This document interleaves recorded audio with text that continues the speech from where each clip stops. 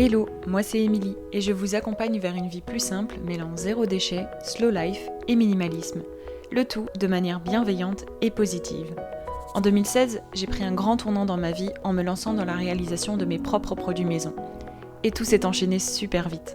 J'ai ensuite découvert le mode de vie zéro déchet et je me suis intéressée de plus près au minimalisme. Et c'est vite devenu les thématiques principales de mon blog With Emily. Depuis, j'ai créé un quotidien qui me correspond. Un mode de vie plus simple pour à la fois réduire mes dépenses, mais aussi me simplifier la vie et enfin allouer mon temps précieux aux choses les plus importantes. Avec ce podcast, je vous partage tous mes conseils et retours d'expérience pour que vous puissiez mettre en place un quotidien plus simple et qui vous correspond. Bienvenue dans cet épisode du podcast Une vie plus simple. Aujourd'hui, nous sommes sur un épisode assez spécial parce que il y a quelques semaines, je vous avais proposé de me poser toutes vos questions sur la vie plus simple et parce que j'allais y répondre en podcast. Donc on est là sur le premier épisode dédié à tout ça parce qu'il y a eu pas mal de questions. Donc du coup, je vais sûrement faire un deuxième épisode. Donc restez connectés si vous voulez avoir la suite des questions et de mes réponses aussi. On commence tout de suite, on n'attend pas plus. Première question que j'ai reçue, c'est... Alors, j'en ai fusionné plusieurs parce qu'elles avaient à peu près la même question en elles. Donc, première question, combien de temps a duré ta transition entre le moment où tu as pris conscience de ta surconsommation et le moment où tu peux dire que tu vis une vie plus simple ? Sous-question, combien de temps faut-il pour se simplifier la vie, entre guillemets ? Et autre sous-question, combien de temps est-il nécessaire pour arriver à appliquer la méthode simple ? Alors, la méthode simple, pour celles qui ne savent pas encore, c'est mon programme d'accompagnement de 3 mois pour vous accompagner, vous guider dans une vie plus simple, dans la mise en place de nouvelles habitudes, d'une organisation de vie, etc. Et je vous en reparlerai. Donc, la question ici, la question principale, c'est combien de temps a duré ma transition entre le moment où j'ai pris conscience de ma surconsommation et le moment où je peux dire que je vis une vie plus simple et du coup, à peu près combien de temps est-ce qu'il faut compter pour se simplifier la vie ?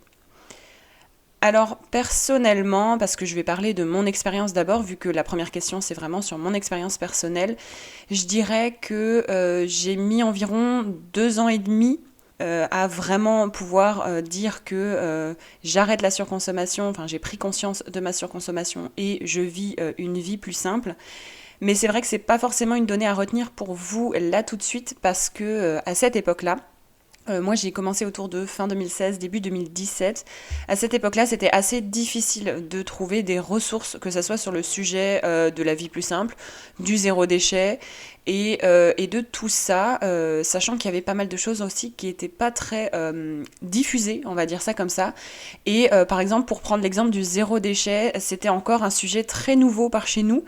Et le minimalisme aussi, c'était vu comme un truc un peu de bobo qui vit seulement avec, comme je le dis toujours, 3 meubles et une plante verte. Et du coup, de mon côté, à cette époque-là, j'ai dû faire pas mal de recherches et pas mal de recherches surtout du côté anglophone pour pouvoir trouver vraiment mon bonheur. Parce que on ne trouvait pas grand-chose, vraiment très très peu de choses dans les ressources francophones. Et aussi au-delà de ça, il m'a fallu un temps fou pour pouvoir tester vraiment des outils, des pratiques, plein de méthodes différentes avant de vraiment trouver ce qui fonctionne vraiment pour moi et ce qui est efficace sur le long terme. Et non pas juste rester sur un simple challenge désencombrement ponctuel, par exemple, comme on pouvait trouver il y a encore quelques années dans le monde francophone.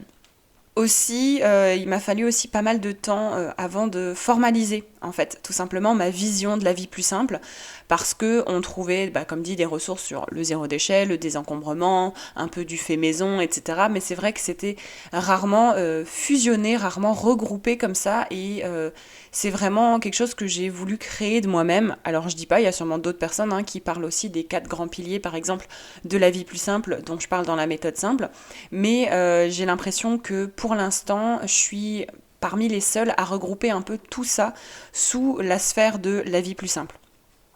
Et donc, comme dit, il m'a fallu pas mal de temps avant que je puisse formaliser tout ça, déjà pour moi-même, de base.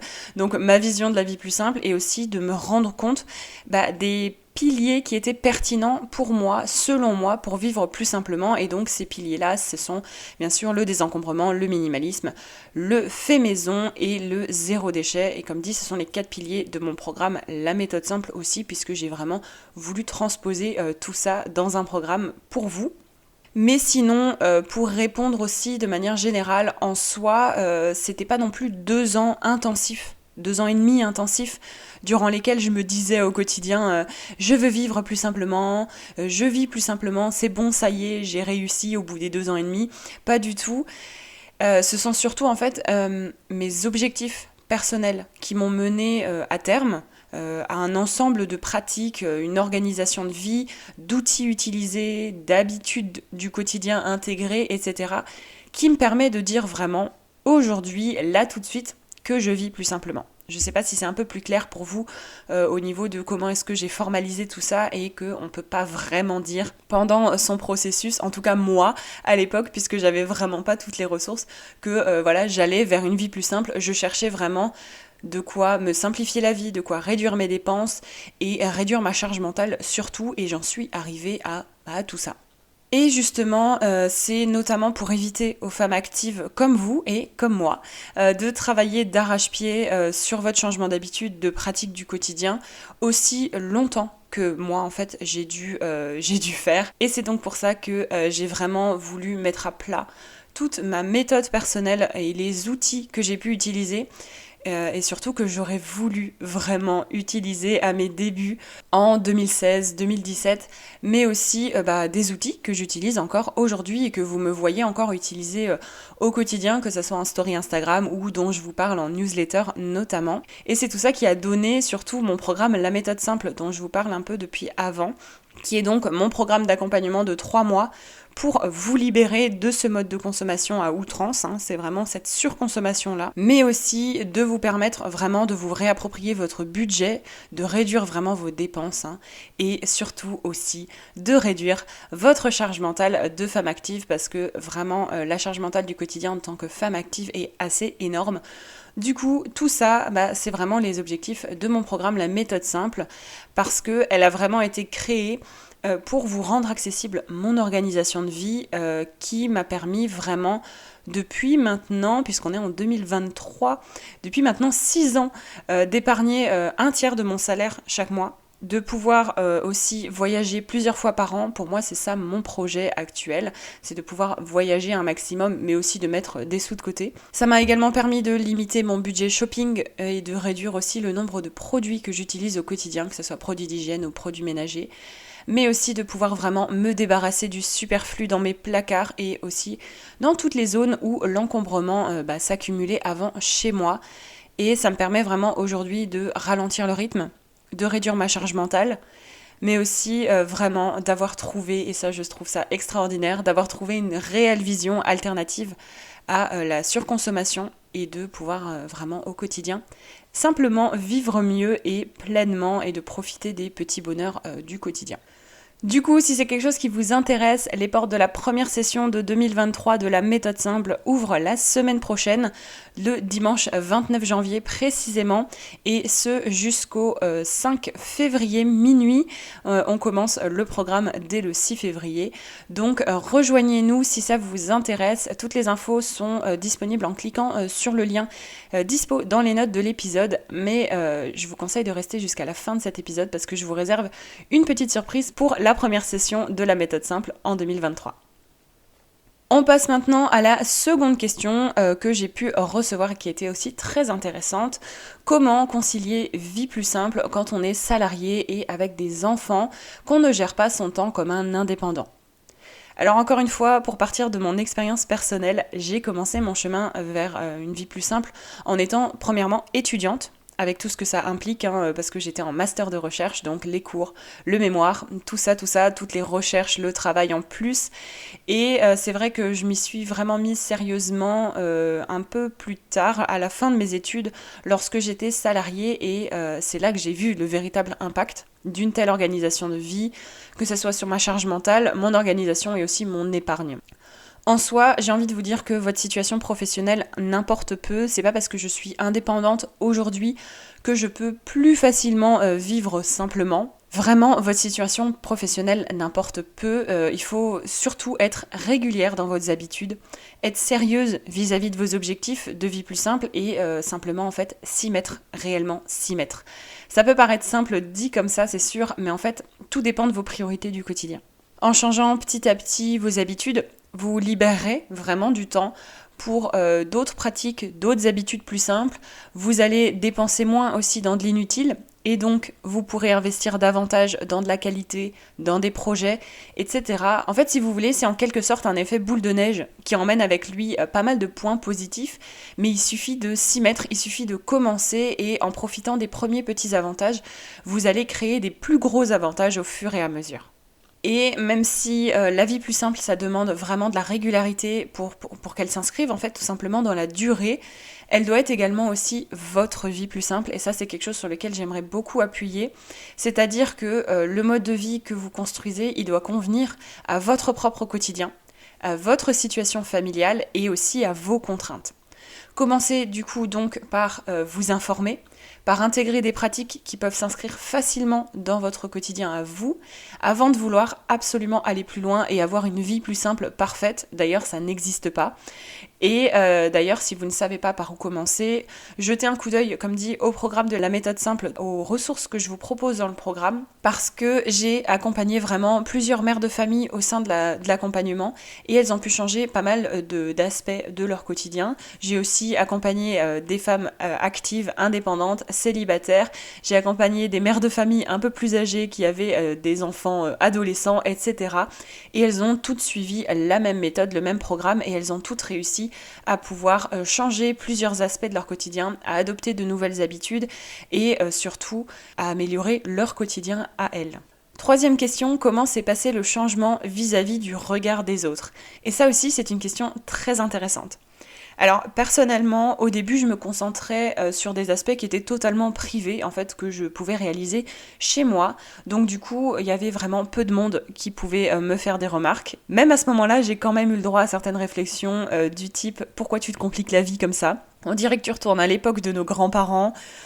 C'est vraiment triste de vivre avec si peu, t'as vraiment du temps à perdre et puis c'est triste de te limiter dans tes achats du quotidien, c'est triste de pas pouvoir faire du shopping quand tu veux, etc. etc. De un, ça montre bien un peu la vision de la société à ce moment-là, mais c'est encore le cas actuellement pour pas mal de personnes. Et c'est vrai que dès le début, en fait, j'avais défini mon pourquoi. Ça, c'est très important. Mon pourquoi, ma raison de vivre plus simplement, en fait, et elle était très claire pour moi. Je voulais faire des économies et je voulais réduire ma charge mentale pour vivre mieux tout simplement au quotidien. Et du coup, je me suis en fait laissée guider par tout ça. Tout au long de ma transition, entre guillemets, on peut dire. Et du coup, il y a aussi après, petit à petit, des raisons supplémentaires de m'y tenir, en fait, de rester motivée, de garder ces habitudes-là qui se sont rajoutées petit à petit. Mais pour répondre à la question concrètement, je dirais que le plus important, c'est d'être droite dans ses baskets et de faire ça pour soi. D'ailleurs, on en reparlera parce qu'il y a une question un peu dédiée à ça. Mais vraiment, ouais, l'important, c'est d'être droite dans ses baskets, de faire ça pour soi, pour son quotidien et parce que c'est important pour nous. Si vous écoutez cet épisode, c'est que c'est déjà pas mal le cas pour vous. En tout cas, c'est quelque chose qui vous intéresse. Et même si je ne suis pas toujours non plus bonne élève concernant le regard des autres, je peux dire que en ayant vraiment des raisons claires et personnelles concernant mon changement de mode de vie, d'ailleurs c'est mon mode de vie, donc c'est moi qui choisis, tant que ça n'impacte pas les autres, ils n'ont pas leur mot à dire. Et vraiment, j'ai besoin de rien prouver à personne, surtout que la majorité de mes pratiques ont un impact dans la sphère privée, où encore une fois, il y a vraiment peu de personnes qui ont leur mot à dire. Donc, le regard des autres, on peut facilement s'en passer, et puis c'est juste des remarques par-ci par-là, des remarques en l'air. On oublie, on laisse passer, et puis tant pis pour eux s'ils ne voient pas l'avantage à un tel mode de vie. Dernière question déjà de cet épisode parce que les minutes tournent et que je bavarde pas mal. Comment désencombrer quand son conjoint a un fort attachement à tout type d'objet et sous question, comment est-ce que je peux intégrer ma famille dans le projet ? Alors, premièrement, que ça soit pour le désencombrement ou la vie plus simple de manière générale, puisque le désencombrement c'est vraiment pour moi la première grosse partie dans un changement de vie, en tout cas dans la méthode simple. Le plus important, c'est vraiment de faire ça pour soi. Si personne d'autre dans votre foyer est prêt à changer, vraiment faites ça pour vous. Si vous écoutez cet épisode-là seul et pas forcément avec votre conjoint, c'est que c'est quelque chose qui vous intéresse vous. Donc commencez déjà, premièrement, par désencombrer vos affaires, par désencombrer les éléments qui composent vos tâches à la maison. Par exemple, si vous vous occupez du ménage, c'est à vous de choisir si vous souhaitez vous lancer dans les produits ménagers maison, de trier les produits industriels, etc. Et du coup d'assainir un peu la routine que vous faites quand vous vous occupez, vous, du ménage. Je suis certaine, sûre et certaine, qu'il y a déjà largement de quoi faire dans vos affaires à vous. En soi, le reste viendra par imitation. Vraiment, de voir vos tiroirs de la commode ne plus déborder, de voir votre organisation du quotidien simplifiée, etc. Ça donnera sûrement envie à votre conjoint de s'y mettre aussi, et pourquoi pas à votre famille de manière générale. Sinon, bien évidemment, ça peut être discuté avec des pour et des contre de telle ou telle pratique de la vie plus simple que vous pouvez intégrer dans votre vie à deux ou en famille en tout cas. En soi, là, le secret, c'est un peu la communication concernant vos motivations personnelles et ça peut donner aussi de bons résultats. Comme dit, si vous vous concentrez déjà sur vos affaires, si vous changez un peu les éléments des choses dont vous êtes vraiment maître, on va dire, à la maison, ou en tout cas que ce sont des domaines dont vous vous occupez, c'est à vous de le faire. Mais il faut quand même garder en tête que parfois il y a des batailles perdues d'avance. Je l'explique d'ailleurs dans la méthode simple. Il faut vraiment se poser les bonnes questions pour que notre attachement aux objets aussi se réduise grandement et ça se travaille. Mais ça, encore une fois, on voit ça dans l'accompagnement et c'est quelque chose que vous pouvez discuter avec votre conjoint qui a un fort attachement à tout type d'objet parce que vous aurez les ressources, vous aurez les outils pour pouvoir lui en parler et potentiellement l'informer sur tout ça et peut-être que ça va déclencher chez lui aussi quelque chose, mais sinon en tout cas restez concentré sur vos affaires, vos objectifs et vos envies et ça viendra sûrement naturellement ou pas. Mais dans tous les cas, vous aurez au moins simplifié, j'espère, 50% des choses dans votre vie à deux. Sinon, en ce qui concerne les enfants, c'est vrai qu'ils sont souvent très habitués à refaire les mêmes gestes que nous, les mêmes gestes en tout cas que les parents ou que les adultes qui les entourent. Et du coup, en développant vraiment votre vie plus simple et en implémentant des habitudes pour vous, dans votre quotidien en tant que parent, mais en tant que personne, premièrement, et ensuite en tant que parent, ça deviendra aussi naturel en fait pour vos enfants de faire les choses ainsi. Que ça soit de désencombrer, de faire des produits maison, d'utiliser des produits solides, par exemple sous la douche, de trier ses déchets, de réduire ses déchets, etc. Un enfant, en fait, pour lui, si c'est quelque chose dans lequel il a eu l'habitude de grandir, d'évoluer, ce sera quelque chose de naturel. Et il va se dire, bah oui, pourquoi tout le monde fait pas ça ? Pour lui, il va dire, ah bah chez nous, c'est naturel, on fait ça comme ça. Bah oui, on n'a pas des tiroirs qui débordent, oui, on désencombre régulièrement, on fait de la maintenance, etc. Oui, on fait nos propres produits maison, mais j'ai toujours trouvé ça normal. C'est naturel quand on les habitue, en fait, tout simplement. Commencez donc par faire les choses, encore une fois, pour vous. Et vous serez un peu l'exemple qu'un tel mode de vie vaut sûrement le coup parce que vous ferez des économies à côté de ça, vous vivrez plus simplement, vous aurez réduit votre charge mentale, c'est quand même ça qui est le plus important, vous travaillez sur vous en fait et pour vous et peut-être que le reste de votre famille suivra derrière. D'ailleurs, j'ai dédié un épisode de podcast et un article de blog au sujet de l'intégration de ses proches à la vie plus simple.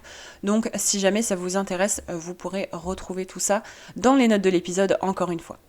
Je vous en ai parlé un peu plus tôt, les portes de la méthode simple, mon programme d'accompagnement de 3 mois réouvre dès le dimanche 29 janvier prochain.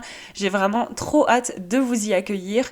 Et à cette occasion, j'organise un petit défi gratuit de 4 jours pour découvrir ou redécouvrir la vie plus simple et ses 4 grands piliers. Du coup, l'inscription est gratuite puisque c'est un défi gratuit de 4 jours et vous recevrez un email avec un défi et une fiche outil à réaliser chaque jour pour vous mettre en action vers une vie plus simple en 2023. Le défi aura lieu du jeudi 26 au dimanche 29 janvier prochain et je vous ai mis le lien d'inscription dans les notes de l'épisode si vous voulez nous rejoindre.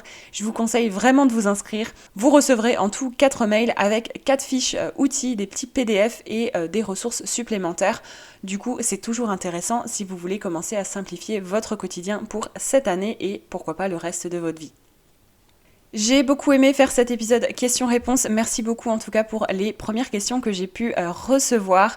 J'espère que ça vous a inspiré et que vous avez eu les réponses à des questions que vous vous posiez, notamment sur mon quotidien et sur celui des femmes actives que j'ai pu accompagner.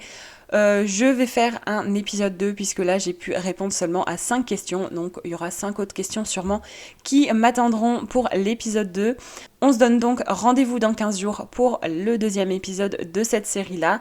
Et puis en attendant, n'hésitez pas à partager cet épisode autour de vous et à mettre 5 étoiles sur Apple Podcast et sur Spotify. À bientôt! Merci d'avoir écouté cet épisode de Une vie plus simple jusqu'à la fin.